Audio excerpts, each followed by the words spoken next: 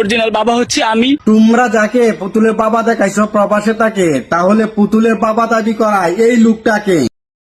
এই এর কোনো আত্মীয় স্বজন নাই, এর কোনো আত্মীয় স্বজন নাই। তারে পাবনা পাঠাই দে, পাগলা গারাতে ভর্তি করাই দে। আজ যা পাগল হয়ে গেছে, এতে পাগলা গারাতে ভর্তি করাই দে। টাকা যা লাগে আমার প্রবাসী ভাইরা দিব। কিরে আজ যা পাড়া, তুই এই মায়ের পিছনে লাগছিস কা?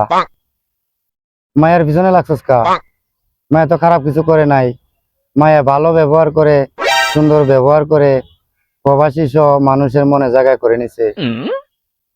তুই এর পিছনে ঘষাইয়া, তুই তো আসলে ঘষাই কি করতে চাস? তোর কি বাপের সম্পত্তি ভাগ বসাইছে নাকি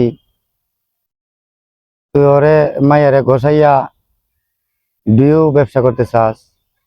কিরে বিউ মারানির ফুট, হ্যাঁ ফাজিল কোথাকার।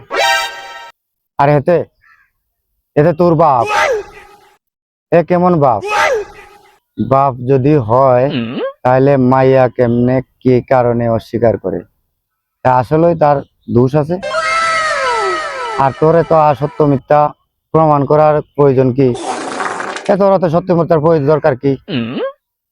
ভালো ব্যবহার করে ভিউ কামাচ্ছে, তোর সমস্যা কি?